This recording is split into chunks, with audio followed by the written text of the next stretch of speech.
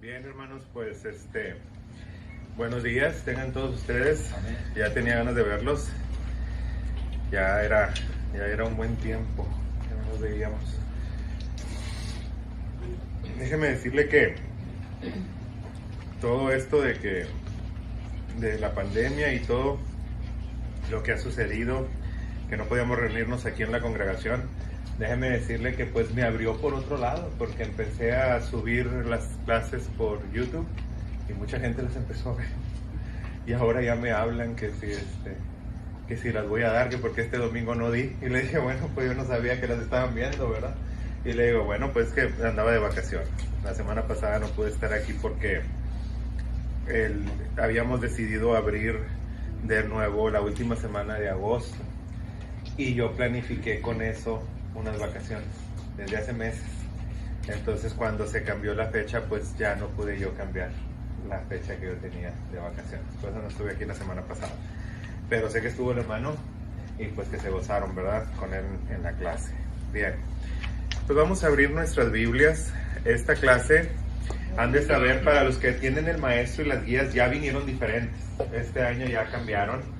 De hecho, si usted gusta ver en las primeras hojas, como en esta, le va a decir todo lo nuevo. La guía también la tiene para que usted vea en qué se va a estar enfocando ahora, ¿verdad? Ahora las clases vienen más simplificadas.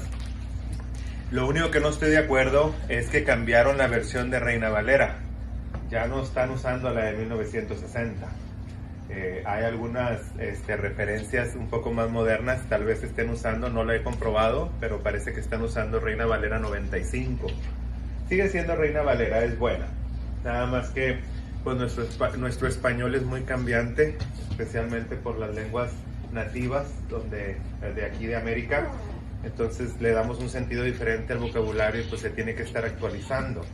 Reina Valera ha sido muy fiel en tratar de mantener el vocabulario adecuado.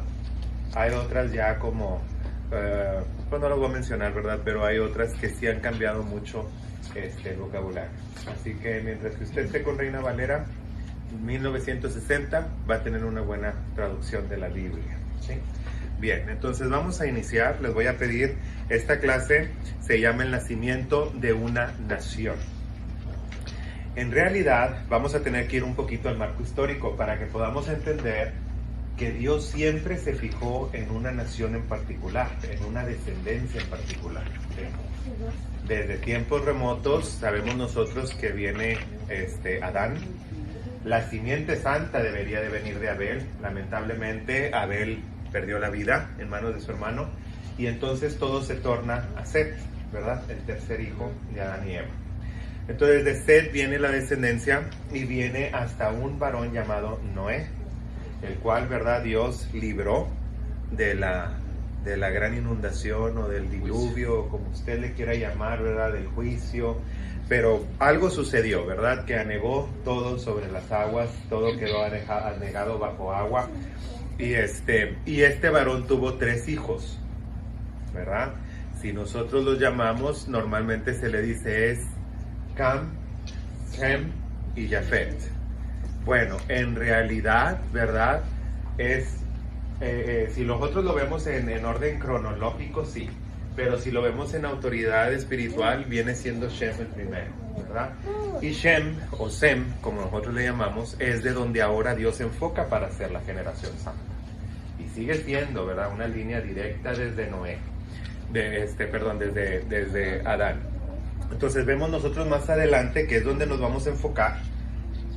De Shem vinieron otras generaciones. Y de ahí vamos a ver por qué Dios sigue en esa generación, antes de formar un pueblo. Va conmigo a Crónicas, por favor. Vamos al primer libro de las Crónicas.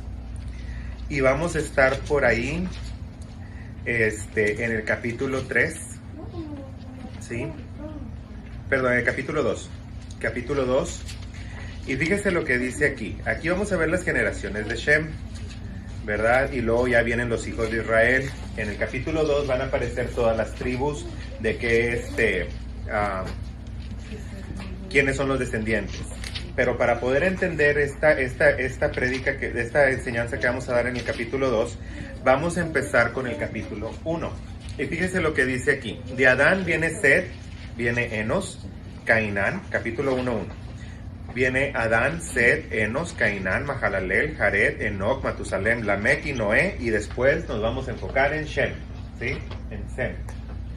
Más adelante nos vamos a ir al verso 17, donde vienen los descendientes de Sem. Y dice, de los hijos de Sem vienen Elam, Asur, Arfaxad, Lud, Aram, Uz, Ul, Geter, o Geter, ¿verdad? Y Mesec. Y luego ya se enfoca en una generación. De Arfaxad engendró a Sela, Sela engendró a Aber nacieron hijos, ¿sí? En el tiempo en el que se dividió la tierra. En este tiempo se dividió Babel, ¿sí?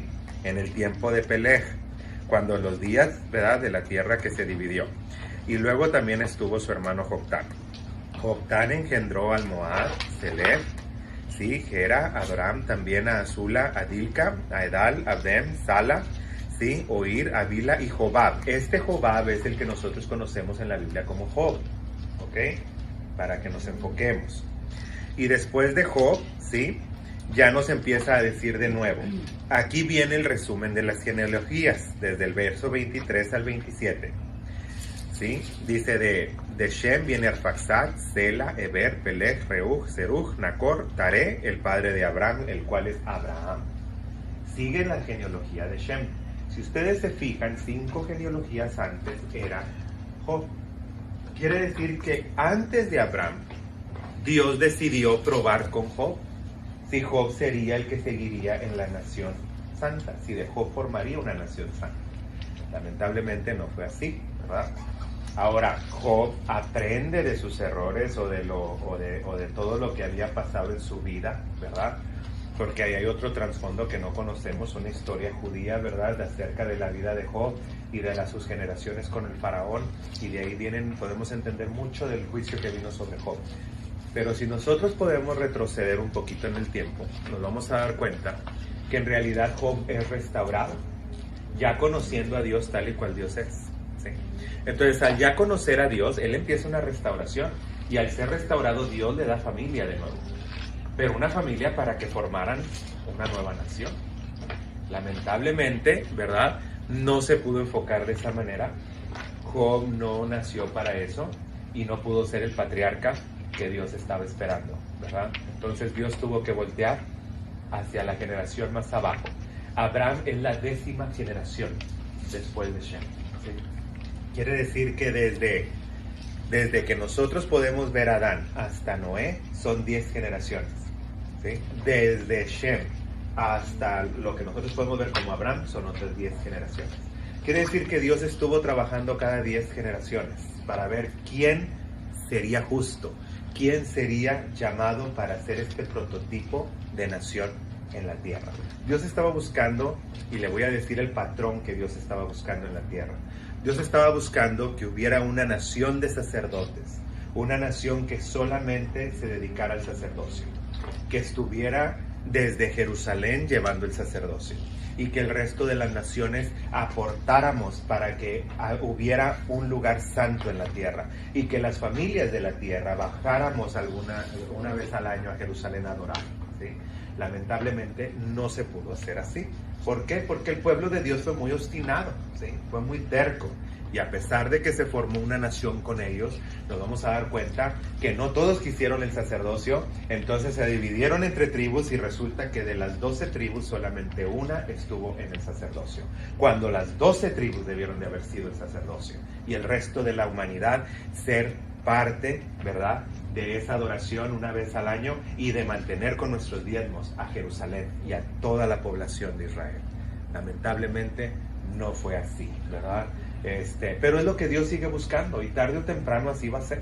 Porque si usted busca el milenio, se va a dar cuenta que Cristo va a estar sentado en el monte del testimonio.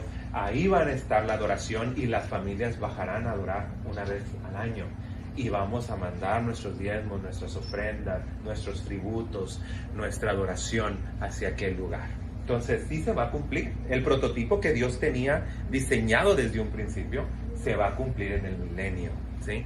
Entonces vamos a ver qué más nos dice la clase. Este era solamente un trasfondo histórico para que pudiéramos entender que en realidad Abraham viene de una genealogía muy especial, Y por eso, debido al nombre de Shem, Shem es el que dio a conocer el verdadero nombre, porque todo murió en el diluvio. Hay que entender que en el diluvio todas las cosas murieron. Entonces, toda la antigua fe, todo lo del Dios creador de los cielos y la tierra, todo eso había muerto. ¿Sí? Ya no había memoria a quien recordar, pero Shem sí lo recordaba y lo había estado apuntando, lo había estado guardando, ¿verdad?, en sus enseñanzas. Y nosotros lo sabemos por esto, porque Shem es el Matusalén que después menciona la Biblia. Es la misma persona, una persona que vivió casi 600 años. ¿Y por qué decimos esto? Porque los patriarcas que bajaron de la nave, o de lo que nosotros conocemos como el arca, ellos traían su tiempo, ¿sí? No estaban sujetos al tiempo de nosotros ahorita. Ya los que nacieron después de ellos ya morían de 120 años. Después la vida volvió a cortarse 80 y tantos años. Pero en realidad, en ese tiempo, ¿sí?, ellos vivían muchísimos años. Y se puede creer por medio de Shem, que lo vimos, ¿verdad?, que convertido en Matusalén, viene a llegar, en Matusalén, en Melquisedec, viene a formarse en la historia, Melquisedec, y viene a estar en la muerte de Sara, en la sepultura de Sara. Y si nosotros contamos desde el tiempo que narra la Biblia de su nacimiento hasta el tiempo de Sara, él vivió más o menos 600 años. Entonces era una persona, ¿verdad?, que bajó con su edad del arca, para que nosotros podamos ubicarnos un poquito en el trasfondo histórico. Y si pasó con él, pasó con sus hermanos también. También pasó con Jafet, pasó con Cam, ¿verdad? Entonces ahí nosotros vemos cómo la genealogía se fue haciendo. Mucho se perdió en Babel.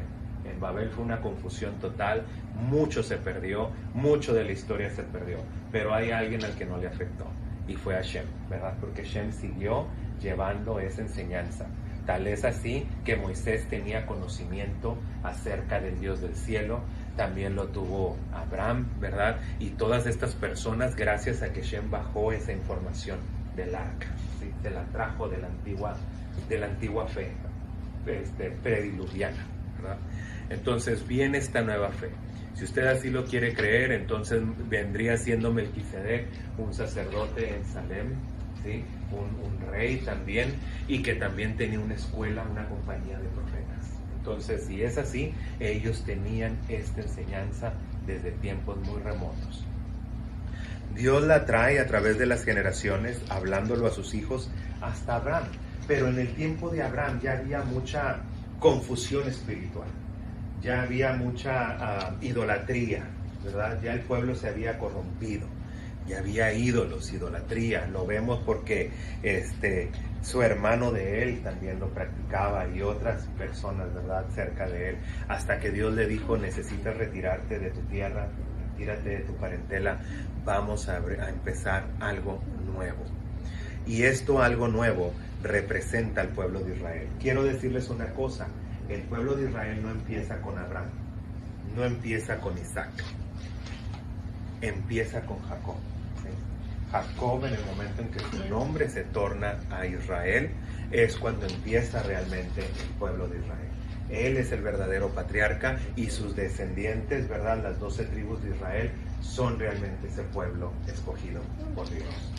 Se tardó 3 generaciones para poder purificar toda la ideología, ¿sí?, de todo lo que traía Abraham. Abraham obedeció, su fe le contó mucho, Dios le llama a su amigo, pero tenemos que entender que Abraham también batalló. Lo vimos nosotros como él batalló. Para empezar, los errores que cometió, como por ejemplo tener un hijo fuera del matrimonio con Agar. Entonces vemos nosotros que él también cometía sus errores, ¿verdad? No sabía todo, y no podía con todo, ¿verdad? Entonces toda esa ideología que había en su mente, la manera de pensar, de razonar, de hacer, tenía que limpiarse. Dios no podía empezar algo en un odre viejo, tenía que ser un odre nuevo. Alguien que ya viniera de generaciones de haber escuchado la palabra, de haber entendido, de haber captado, y de esa manera recibir, ¿verdad?, esa palabra con fe. Vemos en Isaac fue uno de los más pasivos de todos. Isaac nunca se le notó como una persona espiritual, ¿sí? De hecho, Isaac tuvo problemas, ¿sí?, para aceptar muchas cosas. Entre esos, ¿verdad? Ver cómo su padre lo iba a sacrificar, porque muchas cosas que se quedaron abiertas y no se entendían. Vemos más adelante, ¿verdad? Cómo Dios empieza a tratar con Jacob. Jacob ya traía sus ideas. Si usted se fija en Jacob, a ellos no les importaba mucho lo espiritual, pero sabían de las tradiciones que ellos tenían. Y una de las tradiciones era de que la herencia, ¿verdad?, venía sobre el primogénito. Entonces a él le interesaba esa herencia. A él le interesaba recibir de su padre una bendición. Pero en realidad nunca se les mira espirituales. A Jacob usted nunca lo va a ver espiritual. Jacob empieza su espiritualidad cuando empiezan a venir las visiones. Cuando Dios empieza a tratar con él. Cuando Dios lo empieza a prosperar en casa de su tío. Cuando Dios empieza, ¿verdad?, a mostrarle las cosas y las promesas que tenía para él. Cuando lucha con aquel ángel, ¿sí?, y se le da esa bendición. Cuando ve la restauración entre él y su hermano, que solamente Dios pudo haber hecho eso, cambiar el corazón de Saúl. Entonces nosotros vemos todas estas cosas en el marco histórico de cómo Dios fue planificando y fue perfeccionando las generaciones hasta llegar a la generación adecuada que iba a ser Israel y sus hijos. Pero recuerde algo, Dios siempre va a trabajar en gente que no es perfecta, en gente imperfecta. En una ocasión, si usted va, por favor, no sé si puedan leer ahí Deuteronomio 7:7. ¿Qué nos dice Deuteronomio 7:7? Léalo usted. Deuteronomio 7:7.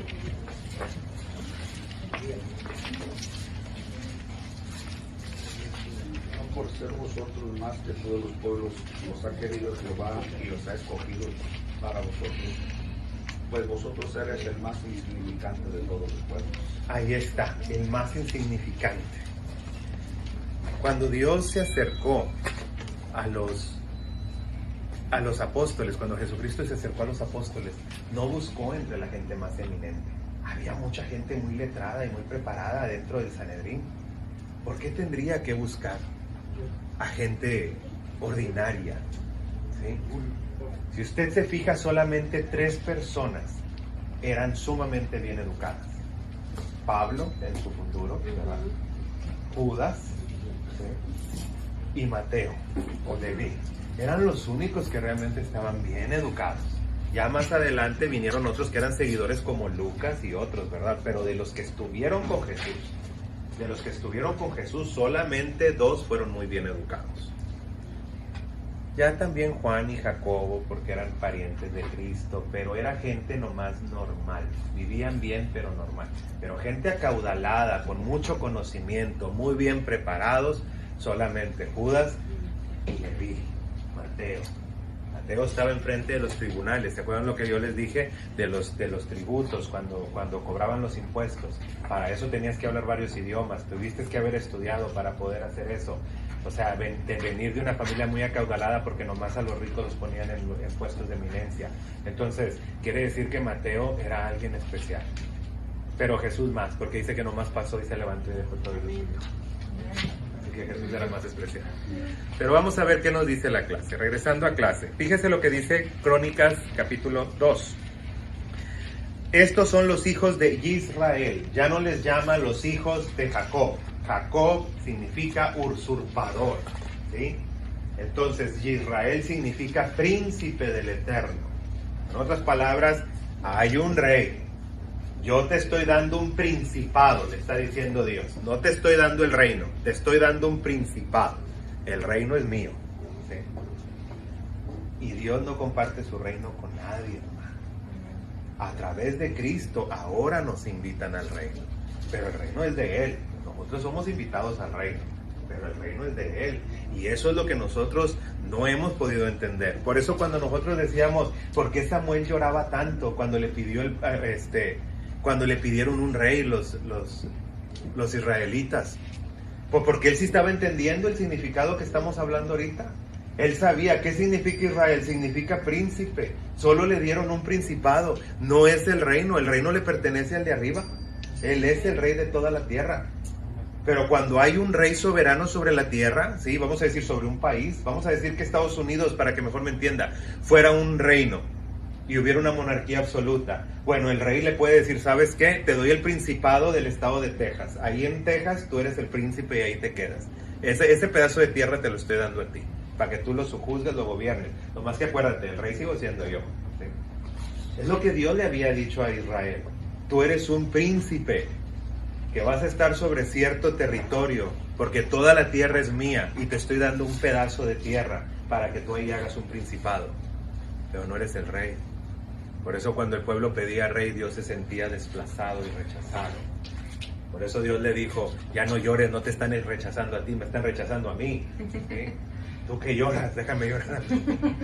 Pues sí, es que a veces también nos queremos poner en el lugar de Dios, ¿verdad?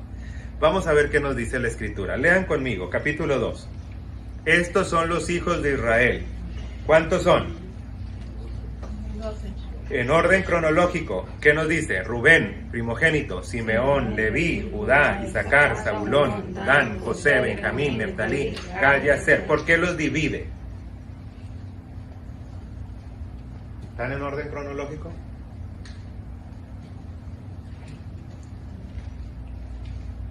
Si estuvieran en orden cronológico, el último era Benjamín, ¿no? Sí. Entonces ahí hay algo. Los está poniendo de acuerdo con las mujeres que los tuvo. ¿Sí? Y le está dando a su lado primogénito primero como los tuvo. Con la mujer, ¿sí? Que los tuvo. Entonces, de aquí yo les puedo garantizar algo. José y Benjamín fueron los únicos amados de su padre. Porque los tuvo con la mujer que él amó. ¿Sí? Los tuvo con la mujer que él amó. Entonces aquí nosotros vemos la bendición que recayó más fuerte sobre José, porque tenía el amor de su padre. ¿Sí? Ahora, Rubén pierde la primogenitura por el pecado contra su padre y viene a restituirla Judá. Entonces Judá se sienta en el señorío, ¿sí? Y Leví está a un lado de él, como una ayuda idónea, ¿sí? Como un sacerdote que ayudará al rey. Sí, hermano. Que dice también Efraín, mi primogénito, que es José. Efraín era el primogénito de José. Entonces cuando ya Efraín viene siendo como una alusión poética de lo único que es fiel dentro de Israel. Como José en su tiempo fue el único fiel de los 12, Efraín viene siendo como la descendencia fiel, comparación a los que son descendientes infieles. A eso se refiere la Biblia. Le recuerda de que la fidelidad de José, traspasada por su primogénito, ellos son los fieles. Dios siempre ha separado al Israel fiel del infiel. Y al fiel le llama Efraín, al infiel le llama Jerusum, le llama de muchas maneras, ¿verdad? Pero al fiel, Jesurún, al fiel le llama siempre Efraín. Bien, vamos entonces a ver qué más nos dice aquí. Entonces aquí tenemos nosotros el prototipo de lo que Dios quería hacer. Pero todo esto se vio frustrado por una profecía. Una profecía que Dios le dijo, tus hijos serán esclavos por 400 años en Egipto. ¿Ah? Vemos nosotros como en el tiempo de la hambruna, en el tiempo que José estaba señoreando sobre Egipto, viene una hambruna, los hijos de Israel se ven en la necesidad de venir a Egipto, que es grave error, y les voy a decir la verdad, es grave error. Es cierto que fue bueno el aspecto de que José llega al poder para ayudar a su familia, sí, pero pudo haberlos ayudado desde donde estaba, ¿sí? Pudo haber estado enviándoles alimento, los trajo a Egipto, y ese fue un error muy grande. Y es un error que se va a pagar, ¿verdad? Y lo vemos que se va a pagar con esclavitud, con dolor. Y pues tal vez uno puede decir, bueno, es que ya estaba profetizado por Dios que así sería. Es cierto, pero no deja de ser un error, ¿sí? Nosotros como cristianos siempre vamos a subir, nunca vamos a bajar. Y si usted pone atención cuando dice bajaron a Egipto, tuvieron que bajar.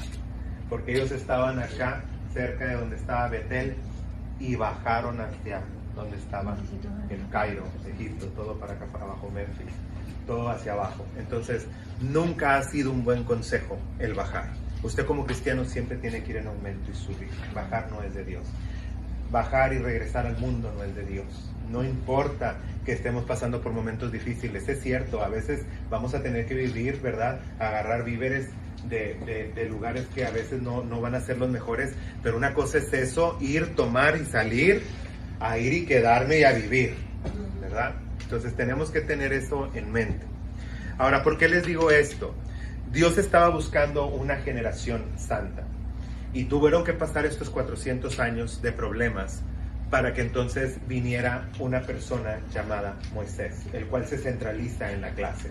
Y en la clase nosotros vamos a ver que va a haber 3 personajes importantes. Uno de ellos es Abraham, con el que empieza toda esta genealogía. Uno de ellos es Moisés, con el que empieza la ley y ya empieza en realidad, ¿verdad?, Dios a purificar al pueblo. Y posteriormente con Josué, el cual ya instala al pueblo en la tierra prometida y Dios les da las victorias hasta que quedan completamente bien asentados en esa tierra, ¿verdad? Y de ahí nace esta hermosa nación, que ha sido de bendición para muchos pueblos y hasta ahorita, ¿verdad?, sigue siendo el centro de la tierra, ¿verdad?, de donde proviene toda bendición. Dice la Biblia que incluso en el tiempo del milenio, todos nosotros buscaremos del manto de un judío, ¿verdad?, para poder tener esa bendición. Entonces, la bendición siempre ha estado sobre el pueblo de Dios. Y aunque nosotros digamos, es que son malos, es que son estos, pues podrán hacer lo que quiera. Tú y yo también somos malos y como quiera Cristo nos salvó y aquí estamos, ¿verdad? Entonces, no tenemos cara para juzgar a nadie. Aquí lo único que podemos decir es de que ellos fueron celosos en guardar la palabra de Dios. Fueron celosos, ¿verdad?, en seguir interpretando la ley. Y fueron celosos, ¿verdad?, en seguir manteniendo santo el lugar donde ellos están. Ya si ellos se equivocan, no aceptaron a Cristo, bueno, Dios los va a juzgar, ¿verdad? Pero a nosotros nos toca saber que Dios hizo un buen papel con ellos, ¿verdad? Y que hasta la fecha la presencia de Dios está ahí. Y usted dice, no puede ser. No, sí puede ser. Lo vimos en la batalla de Yom Kippur, que la presencia de Dios está ahí. Lo vimos durante la batalla, ¿verdad?, de la Segunda Guerra Mundial. Dios estaba ahí. Lo vemos hasta la actualidad. Dios está con ellos. Porque si usted dice, no, pues entonces nosotros no queremos a los judíos, no queremos nada de ellos, pues le voy a decir como dijo el líder de los judíos en la ONU, pues entonces órale, a bajarse de los carros y a dejar el celular y a dejar todo, porque pues todo lo han inventado ellos. Dios les ha dado la gracia. De ellos viene todo, ¿sí? Porque usted puede decir, no, pero también de Alemania, sí, de alemanes que vienen de descendientes judíos. O sea, todo lo bueno, todo lo que nosotros tenemos tecnológicamente viene de ellos. Hasta la bomba atómica mentada viene de ellos. Todo viene, pues ¿qué podemos hacer? Tendríamos que regresarnos a la era de piedra si no queremos nada de los judíos, ¿verdad? Pero lo más hermoso que tienen los judíos es la palabra de Dios. Y esa palabra nos ha sido heredada, ¿verdad? Y eso es de lo más especial que ellos han podido conservar. Bien, entonces vamos a seguir en la clase. Fíjese que el primer punto nos habla de que Dios libera a su pueblo. Yo quiero que haga una pequeña anotación ahí en su Biblia o en su clase, que diga, cuando Dios hace algo, lo hace con poder. Y dígalo fuerte y dígaselo a su vecino, cuando Dios hace algo, lo hace con poder. No lo va a hacer a medias, ni despacio, no lo va a hacer para que nadie se dé cuenta, no, lo voy a hacer con poder. Dice la Escritura que todos los pueblos alrededor se dieron cuenta que Dios estaba con Israel. Todos los pueblos. Iba pasando Moisés y los pueblos iban temblando, todos los que estaban alrededor del Sinaí, todos los que estaban en la tierra prometida, todos iban temblando, porque sabían que donde ellos iban marchando, el enemigo iba cayendo, porque Dios estaba con ellos. Cuando Dios está contigo, hermano, las puertas se abren. Y no se abren por ti, se abren por Él. Porque escrito está, ábranse las puertas eternas para que entre el Rey de Gloria. Todas las puertas se abren ante el Rey de la Gloria. Amén. Así que si usted piensa, yo estoy pasando por una dificultad, usted clámele a Dios y Él le va a abrir las puertas que usted necesita que se abran. Vamos a pasar por momentos difíciles, sí. Si usted me dice, ¿por qué, hermano? ¿Por qué estamos pasando por todo esto? Porque en realidad estamos viviendo días finales. Ya estamos viviendo días pretribulacionales. Sí. Y no nos queremos dar cuenta. Por dos motivos. Uno, porque la mitad tiene miedo. No, que la tribulación no venga. No sé por qué, pues se supone que son cristianos, se van a ir con Cristo o no. Sí. La segunda es que yo apenas estoy empezando mi vida. Yo quiero ver a mis hijos grandes. Yo quiero ver esto. Dios trabaja en tiempos. A ver si nos vamos entendiendo. ¿Sí? Dios nos da tiempos. Y ahorita Dios ya nos dio 2000 años para que nosotros como familias reconsideráramos a Jesucristo. Si nosotros no lo hacemos, pues ¿qué tanto tiempo quieren más? Ya vino, ya se estableció el dominio cristiano. Durante el tiempo, en el año 325, después de la era de Cristo, Constantino declaró el edicto de tolerancia. ¿Sí? La Iglesia Católica, Apostólica y Romana empezó a trabajar, que en su parte, como les he dicho siempre, los primeros años hizo un excelente trabajo, una gran iglesia. Ya después, como todas las cosas, se corrompió. Y digo, los cristianos, ¿qué podemos decir si estamos igual? Entonces, ¿qué nos está diciendo la Escritura? Nos está diciendo que Dios es fiel en lo que Él hace, pero también mide tiempos. Y nosotros ya estamos viviendo en tiempos en los cuales ya tiene que venir otra dispensación. Porque la dispensación donde estábamos ya hizo su trabajo. Incontables vidas se han salvado a través de las generaciones. ¿Sí? Ahora ya viene el tiempo de un cambio. Y ahora usted me dice, ¿y a qué se debe con lo que me está comentando de por qué están pasando las cosas así? Porque en el último dice la Biblia que en los tiempos finales habría un poder engañoso para que la gente creyera en la mentira. Y hoy más que nunca hay mucha mentira allá afuera. Todo es mentira. Hay demasiada información y usted puede decir, es que es demasiado, todo lo que hay en YouTube, todo lo que hay en Facebook, todo. Si algo pasa en Europa, en un segundo ya lo sabemos acá en las Américas. Si algo pasa en las Américas, ya se sabe en Asia, en segundos se hace. Y se hace viral y todo el mundo lo ve. Pero no significa que sea la verdad. Hasta los videos están siendo manipulados. Te ponen ahí que uno se cayó en un edificio y se levantó y es puro cuento. Te ponen que otro camina sobre el agua y es puro cuento. Todo está bien arreglado. Hay demasiadas maneras de manipular las cosas. Y hay mucho engaño. Y el cristiano cae en el engaño. ¿Y qué pasa? Que Dios empieza a lo que venía escrito. El malo va a prosperar. Y el bueno no va a prosperar. Y va a ir de mal en peor. Pero Dios lo hace para que el que realmente, si yo realmente amo a Cristo, me vaya bien, me vaya mal, yo voy a seguir amando a Cristo, eso no va a cambiar. Pero si yo no amo a Cristo, si a mí me va mal, yo me voy a salir de esto porque no me interesa. Y ahí es donde viene esta conveniencia. Y ahí es donde viene esta purga, ¿verdad? Donde Dios va a empezar a separar. Pero si es que nosotros oramos y se murió mi mamá, oramos, se murió Tony, ¿sí? Y se van a morir todos aunque oremos por ellos. ¿Por qué? Porque si Dios así lo quiere, así lo quiere. Y si tú eres un verdadero cristiano, vas a aceptar la voluntad de Dios. Si tú no eres un verdadero cristiano, eso te va a decepcionar y te vas a ir al mundo. ¿Sí? Entiéndanlo de una vez. Dios no es un monigote al que nosotros nomás le pedimos algo y la respuesta va a ser sí. A veces va a ser no, porque tiene voluntad y Él hace lo que Él quiere. Amén. Si usted quiere que siempre se le diga que sí, vaya sin que se delante de un santo y ahí conteste usted solo. Pero si usted quiere la verdad, usted tiene que escuchar a Dios. Y a veces va a ser dura y a veces va a ser difícil y nos va a doler, sí. Desde que mamá murió yo no había ni llorado y ahora en su cumpleaños se me cargó bastante, traía mucho enojo dentro de mí, pero le decía yo al Señor, líbrame de esto, porque esto no se va a enseñorear de mí. ¿Sí? La muerte es un enemigo que todos vamos a vencer tarde o temprano, ¿verdad? Entonces tenemos que seguir adelante. Cosas difíciles van a pasar, sí, pero eso no dictamina nuestra relación con Dios. Nuestra relación con Dios está por encima de todas las cosas. Pero si tú amas a tu esposa, a tus hijos, a tu madre, a tu padre, más que a Dios, tú no eres digno de Dios. Y como no eres digno, te vas a perder.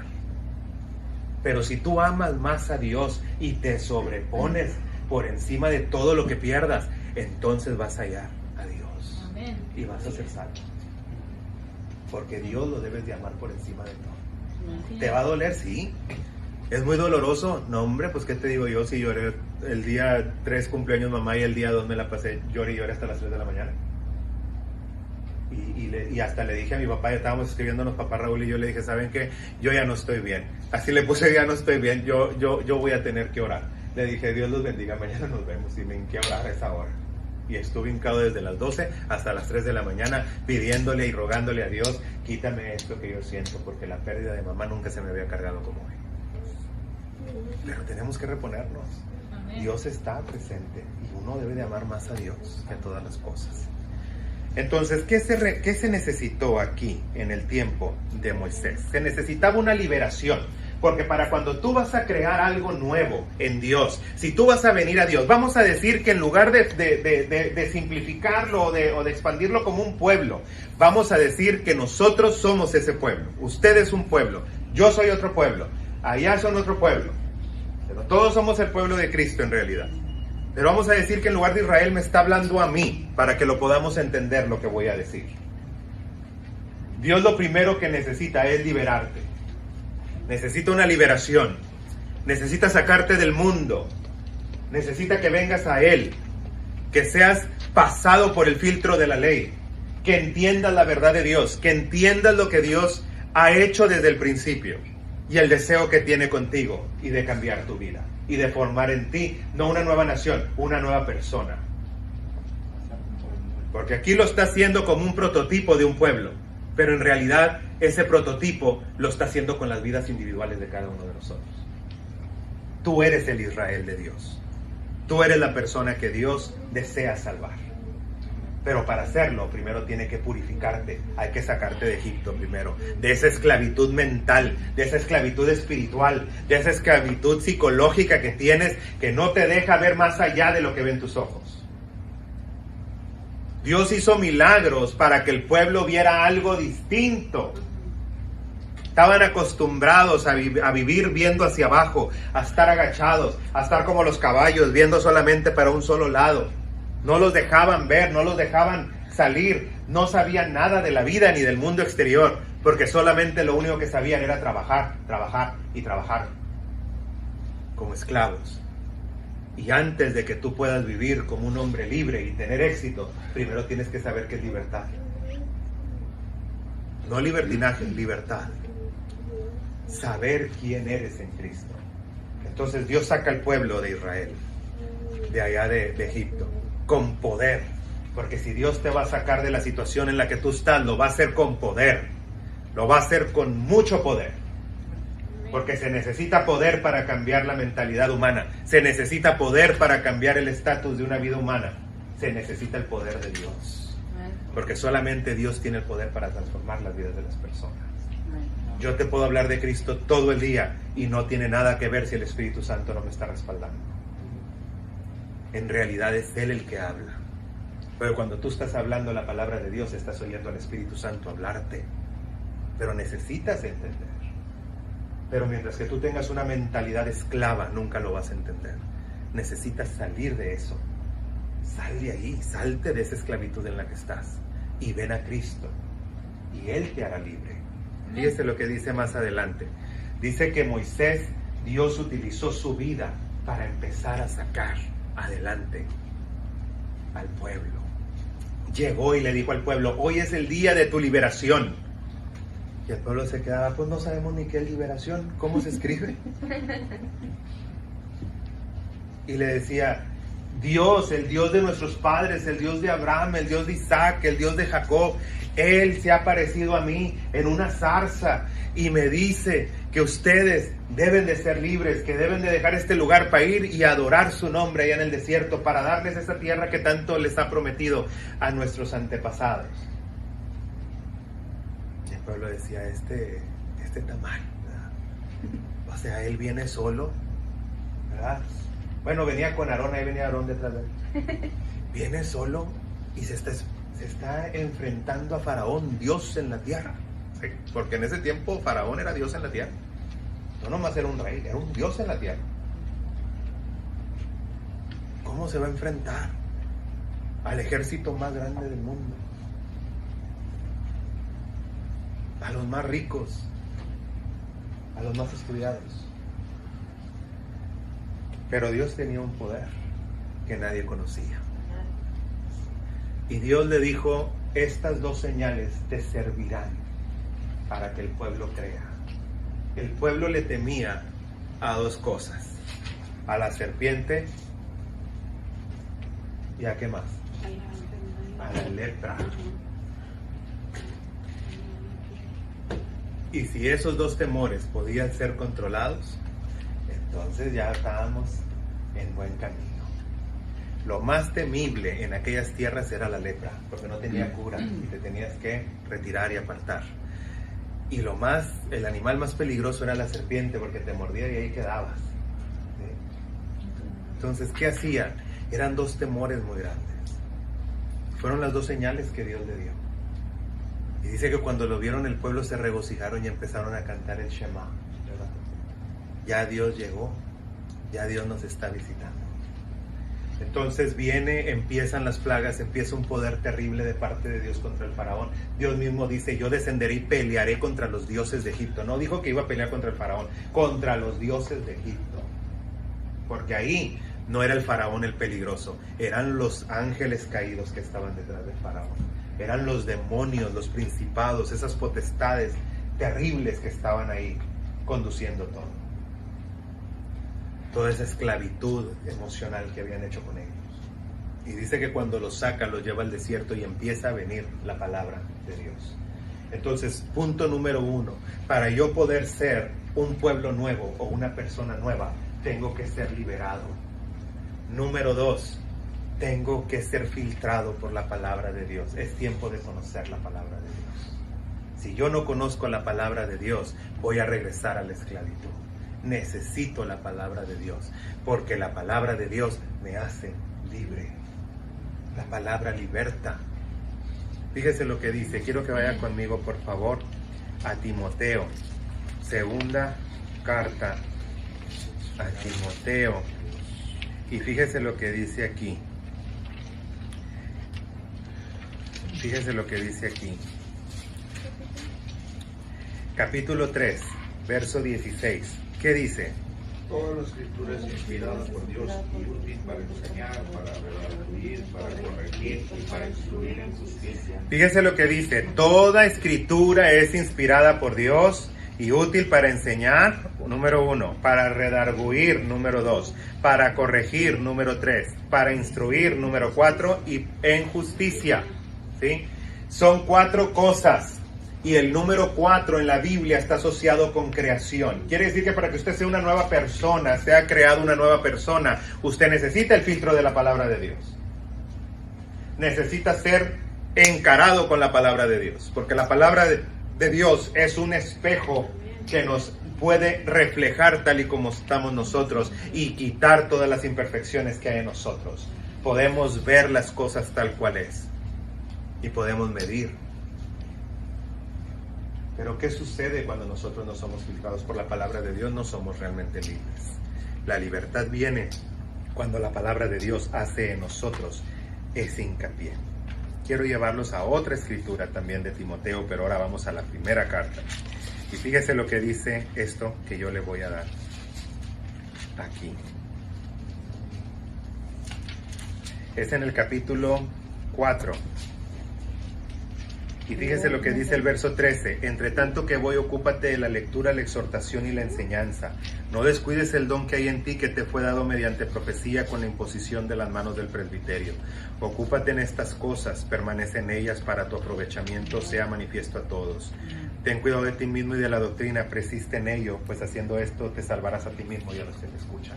Tú quieres ser una persona distinta, tienes que aprender la palabra de Dios, porque ella te va a salvar. Ella te va a restaurar, ella va a cambiar tu vida y vas a ser un pueblo nuevo, una nación nueva. Y no solamente una nación nueva, una nación santa.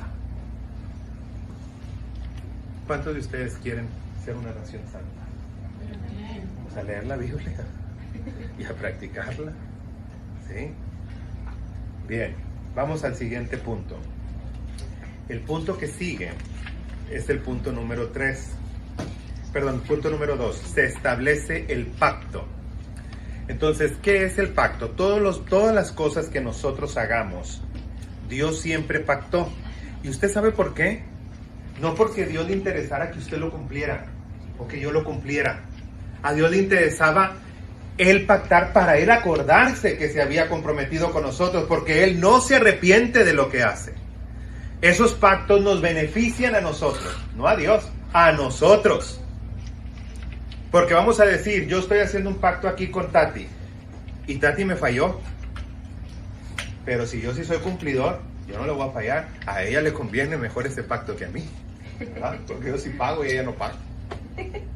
Entonces, esa es la situación que estaba haciendo Dios. Dios estaba generando un pacto para beneficio tuyo, para que después Él se acordara. Y lo vemos que a través de las generaciones decía, Dios no se olvida de su pacto, Dios tiene presente el pacto, Dios se acuerda de su pacto, Dios se acuerda de sus promesas, para que Él siempre se iba a acordar que Él lo prometió. ¿Usted cree, por qué cree que nunca se volvió a inundar de agua y nos ahogamos todos?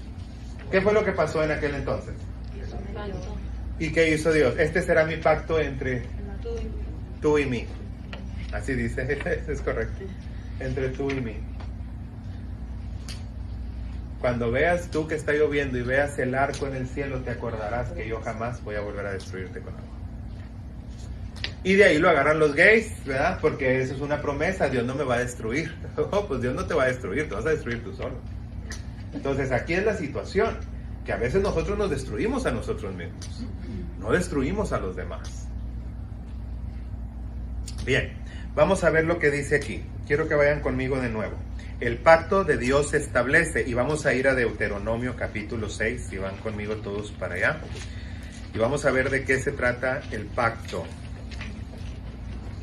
Hay muchas partes de este pacto, pero aquí vamos a ver algo muy importante que a Dios le importaba más que cualquier otra cosa. ¿Sí? Y vamos a ver qué nos dice. Capítulo 6, verso 4 en adelante, dice lo siguiente. Oye Israel, escucha, ¿verdad? Oye Israel, Jehová nuestro Dios, Jehová es uno. Y amarás a tu Dios con todo tu corazón y de toda tu alma y de todas tus fuerzas. Y estas palabras que yo te mando hoy estarán sobre tu corazón. Las repetirás a tus hijos y hablarás de ellas estando en tu casa, andando en el camino, al acostarte y cuando te levantes. Y las atarás como señal en tu mano y estarán como frontales enfrente de tus ojos. Y las escribirás en los postes de tu casa y en tus puertas. Cuando Jehová tu Dios te haya introducido a la tierra que juró a tus padres, Abraham, Isaac y Jacob, que te daría en ciudades grandes y buenas que tú no edificaste. No lo estás haciendo tú, lo hizo Él. Casas llenas de todo bien que tú no llenaste. Cisternas cavadas que tú no cavaste. Viñas y olivares que tú no plantaste. Y luego que comas y te sacies, cuídate. Repitan todos conmigo. Cuídate de no olvidarte de Jehová tu Dios, que te sacó de la tierra de Egipto, de casa de servidumbre. A Jehová tu Dios temerás y a Él solo servirás y en su nombre jurarás. Gloria a Dios para siempre. Ahí está el pacto. Dios lo que te dice, habla con tus hijos. Tú ya eres salvo, entonces ahora háblalo a tus hijos, enséñaselos, ¿sí? Y enséñatelos a tus nietos, y enséñaselos a la hora que se levantan, a la hora que se sientan a comer contigo, a la hora que se van a ir a acostar.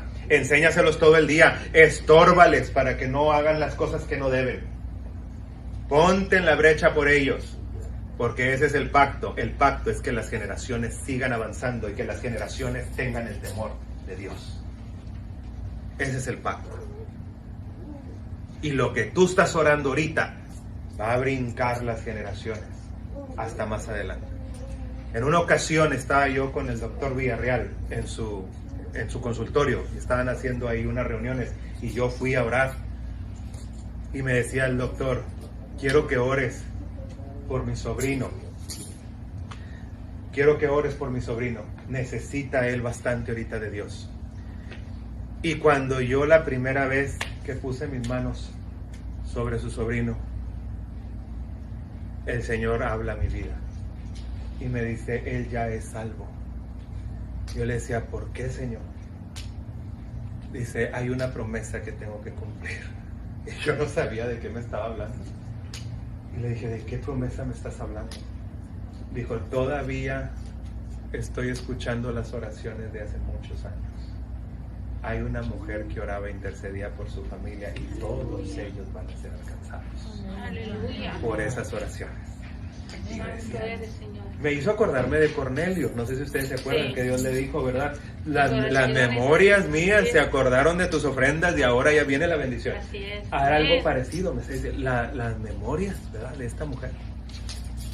Y yo volteé con el doctor Villarreal, le dije, hermano, toda su familia va a ser alcanzada por Dios. Me dijo, ¿por qué?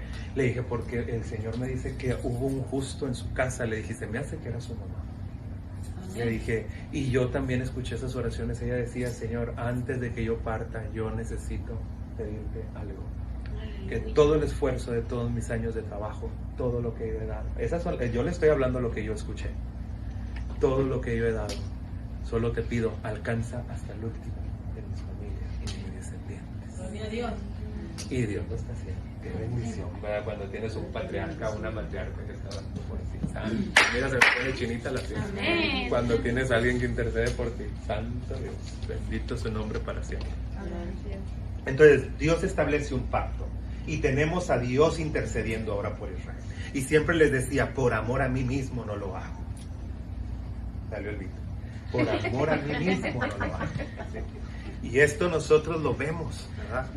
Como Dios hizo un pacto hermoso que te dice, yo te doy lo que tú no te merecías, lo que tú no trabajaste.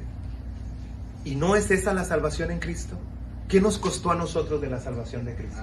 Nada más creer, aceptarlo, porque en realidad el Señor lo hizo todo.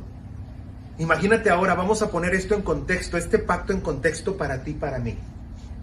Dios te está diciendo, fíjate, te lo voy a parafrasear, se llama esto así.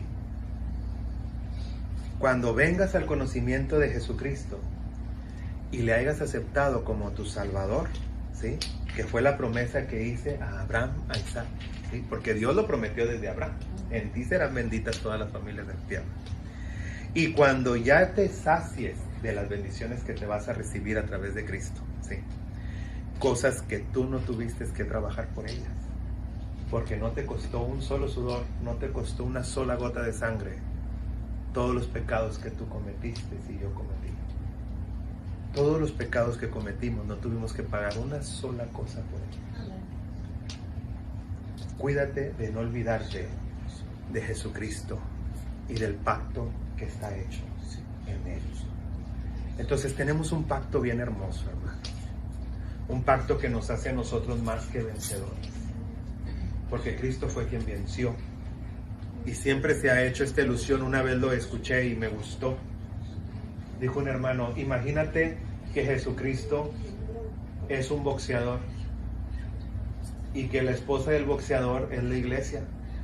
Pues Jesucristo es el que fue y se dio los trancazos, ¿verdad? El que peleó y ya viene todo molido, pero la señora está en la casa nomás diciendo, hey, el cheque, el dinerito, papá.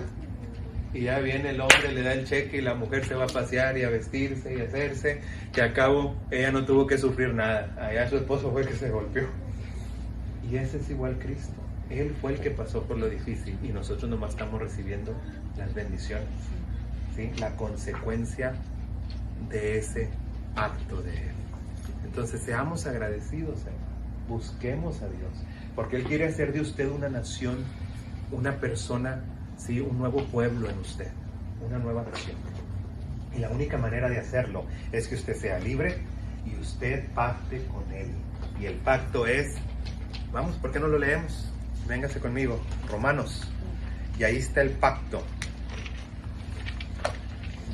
Fíjense lo que dice Romanos, allá por el capítulo 9.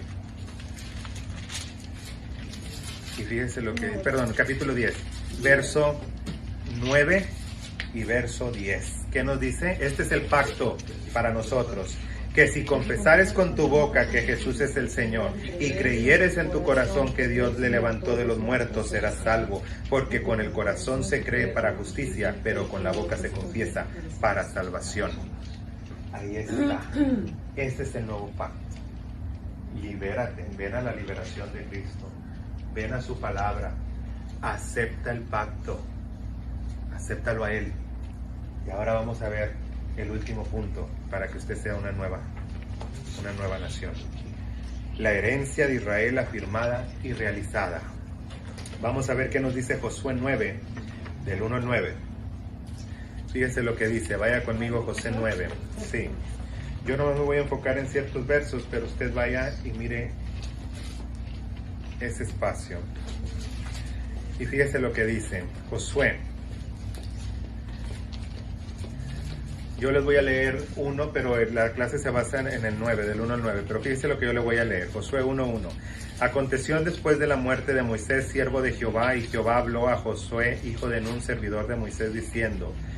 Y el verso 6, esfuérzate y sé valiente, porque tú repartirás este pueblo por heredar la tierra, la cual juré a sus padres que le daría a ellos. Verso 24-13, y os di la tierra por la cual nada trabajaste, las ciudades que no edificaste, las cuales moráis, y las viñas y olivares que no plantaste y coméis. Verso 14, ahora pues temed a Jehová, servidle con integridad y en verdad, quitad entre vosotros los dioses, los cuales sirvieron vuestros padres al otro lado del río, en Egipto, y servid a Jehová. Dios estaba hablando, y usted sabe lo que significa Josué. Josué es muy parecido al nombre de Jesús. Uno es Joshua y el otro es Joshua, ¿sí? Es muy parecido. Entonces los dos significan salvación, no más que uno significa Jehová salva y el otro nomás dice salvación, ¿sí? Entonces, Jesús, hermano, cuando nosotros lo vemos como prototipo, en este caso de Josué, es al que le tocó heredar, ¿sí? Es al que le tocó repartir la tierra. Entonces Jesucristo es el que nos ha repartido de esto, nos ha hecho a nosotros coherederos de todas las promesas. Es necesario que usted acepte esta verdad, porque ahora le van a decir muchas fábulas, muchas mentiras, van a querer maquillar el Evangelio, pero el Evangelio sigue siendo una realidad, ese no cambia. Y la única manera de que nosotros seamos verdaderamente libres, necesitamos venir a la liberación de Cristo, aceptar la ley del Señor, su palabra, aceptarlo a Él como nuestro Salvador y su sacrificio y pactar con Él. Y finalmente, hermanos, permanecer en nuestra nueva vida, vivir una vida piadosa, una vida que realmente muestre a Jesucristo en nosotros, porque de lo contrario entonces no vamos a ser de buen testimonio. Por eso el Señor recordaba cada rato, recordaba y recordaba a través de los profetas, levantó profetas para que recordaran y recordaran lo mismo. Tú eres una nación santa, ¿qué haces? ¿Cómo te estás comportando? ¿Cómo te estás tú administrando? ¿Cómo estás dirigiendo tu vida? Quiero que me acompañen por favor Efesios, para que aprendan acerca de los andares. Fíjese lo que dice Efesios. Ahí voy. Capítulo 2. Fíjese lo que dice aquí. Y Él os dio vida a vosotros cuando estabas muertos en vuestros delitos y pecados, en los cuales anduvisteis en otro tiempo, siguiendo la corriente del mundo, conforme al príncipe de la potestad del aire, el espíritu que ahora opera en los hijos de desobediencia. Anduviste, ya no tienes por qué andar. ¿Por qué seguimos nosotros en lo mismo? ¿Por qué volvemos al pecado? ¿Por qué volvemos otra vez a la vida de antes? Tenemos la palabra de Dios, hemos venido a libertad, ya no somos esclavos. Dice Romanos que ahora somos hijos de la libre. ¿Por qué queremos otra vez ir a ser hijos del esclavo? Porque nos falta amor a Dios. ¿Por qué queremos pertenecer a Agar cuando tenemos a Sara? ¿Por qué queremos regresar a lo mismo? Y diga usted, porque me gusta. Dígaselo así, porque ese es el descaro, esa es la vergüenza que nos falta a nosotros. Dígale a su vecino, porque me gusta. Porque en realidad no es por otra cosa, me gusta. Dígaselo, me gusta cuando veo a mis amigos que andan allá todos juntos y se van a tomar. A mí me gusta, yo quiero andar ahí. ¿Sí? Me gusta el chisme cuando llegan y me dicen, traigo uno calientito. Yo ahí quiero estar para oír. Me gusta. Es la verdad, hermano. Recuerde que Satanás tienta, no obliga. La obligación no la puede hacer porque ahí entra Dios. Él no nos puede obligar a hacer las cosas, pero nos lo pone en charola de plata. Nos lo pone ahí cerquita para que nosotros caigamos en el pecado. Pero ¿qué es lo que nos dice la palabra de Dios? No iba a ser sencillo. Esta nueva vida, este nuevo pueblo al que tú quieres pertenecer, al que yo quiero pertenecer, no es sencillo. En este mundo vas a tener aflicción, pero confía, yo ya vencí al mundo, dice el Señor. El Señor nos puso como un pueblo en medio de tinieblas, pero Él está ahí y Él nos sustenta. Por eso dice la Escritura, el Señor te ha puesto en un vallado. Si tú lo aportillas te va a morder la serpiente, pero tú lo tienes que aportillar. ¿Quién más lo va a ir a romper? Nadie. El vallado está creado para que nomás tú lo puedas romper para salir para afuera. Nadie puede entrar para adentro porque Dios te está protegiendo. Dios te protege. Él hizo un vallado a tu alrededor, o un aro de fuego, o un cerco de protección, como dice en Job. Y Satanás se enojaba, no lo puedo tocar, no puedo ir a acercarme. ¿Por qué? Porque está protegido por un cerco de fuego. Ahí está. Satanás no puede venir para acá, pero yo sí me puedo salirle a dar la vuelta. Y yo me puedo salir si yo quiero.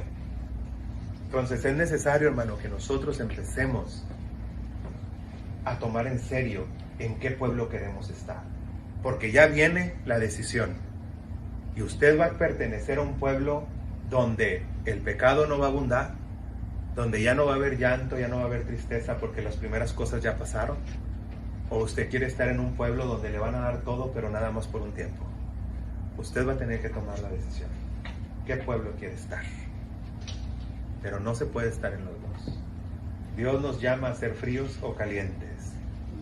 Tibios no, porque te va a vomitar de la boca. Dios prefiere que vengas con toda la dignidad y le digas, no quiero nada contigo, a que le digas, aquí estoy, Señor, y bla, bla, bla, bla, bla, bla, bla, y luego entre semana hago lo que quiero.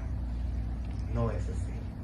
No nos engañemos a nosotros mismos. Dios no puede ser burlado. Lo que nosotros sembremos vamos a cosechar.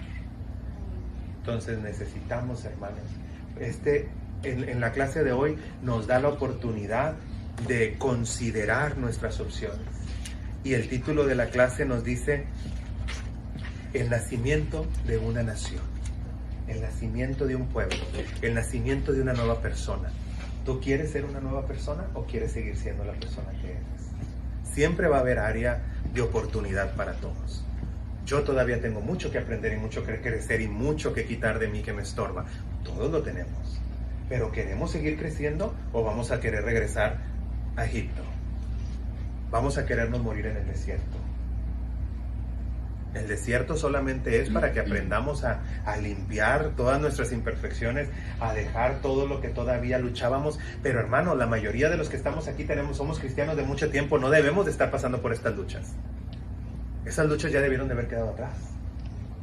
Ahora nosotros solamente debemos de estar permaneciendo y pelear, y sabemos con qué armas pelear. Tenemos ayuno, tenemos oración, tenemos vigilia, tenemos muchas cosas que podemos hacer para defender y para seguir avanzando. Ya es tiempo de que desechemos las tinieblas, de que nosotros nos vistamos de luz, porque somos hijos de luz. Entonces es tiempo. Ya está avanzada la noche, dice Pablo. Ya viene el día. Vístete de armadura de luz. Porque ya viene el momento que nadie quiere vivir, créame que se lo digo. Ya viene el momento en que usted ya va a empezar a ver todas esas profecías bíblicas donde ya se va a empezar a hacer un lado la moneda, vamos a querer empezar a ponernos por ahí un chip y cosas así, van a empezar a muchas cosas. Usted va a ver a partir del 2021 cómo va a empezar todo lo profético a suceder. Mucho más de lo de ahorita. Este año fue un año muy profético, pero lo que viene fuerte. La decisión va a ser tuya. Dios a todos nos va a dar la misma oportunidad. Nos va a parar ahí en la orilla y nos va a decir, ¿te salvas o te pierdes? La decisión es tuya. ¿Quieres pertenecer a un pueblo eterno, santo, o quieres pertenecer a un pueblo temporal que te va a dar todo lo que quieres? ¿Qué es lo que quieres hacer? ¿Por qué no nos ponemos de pie? Vamos a orar. Bendito Dios, estamos delante de tu presencia, Señor, dándote gracias por la bendición tan grande que tú nos das. Gracias por estar aquí en este lugar, Señor, y poder aprender de tu palabra. Sé con nosotros, Señor. Sé con nosotros. Que esta palabra caiga en buena tierra y que dé fruto, Señor. Mucho fruto. En Cristo Jesús te damos gracias. Amén y amén.